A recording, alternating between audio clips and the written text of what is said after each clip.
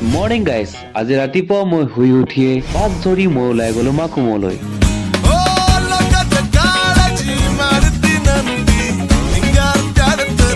আপোনালোকে ভাবি আছে চাগে মই ইয়াত কিয় বা আহিলো, ৰাইট? ৰব চব কৈ আছো। কথাটো এনেকুৱা যে মা বোলে বুঢ়ী হৈ গৈছে, সেইকাৰণে লাগে ঘৰত বোৱাৰী। সেইটো কাৰণে মই আহিলো ছোৱালী চাবলৈ। চৰি, এইটো জক আছিলে।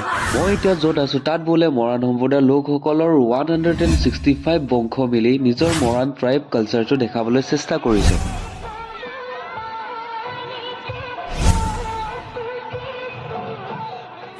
এনেকুৱা বহুতো নেদেখা নুশুনা বস্তু দেখিলো, যোনটো এইটো জেনেৰেশ্যনত আমি হয়তো দেখা নাপাওঁ। এনেকুৱা অদ্ভুত বস্তু এটা দেখিলো, যোনটো মই আজিলৈকে শুনা নাই, দেখা নাই। তো বস্তুটো হ'ল নাহৰ গুটিবা বোলে আগতে চাকি জ্বলাইছিলে। চাওকচোন। ফুল ভিডিঅ'টো চাব হ'লে মোৰ চেনেলটোত সোমাই যাব, আৰু ভিডিঅ'টো কিবা ভাল লাগিলে যদি লাইক আৰু ছাবস্ক্ৰাইবটো কৰি দিব।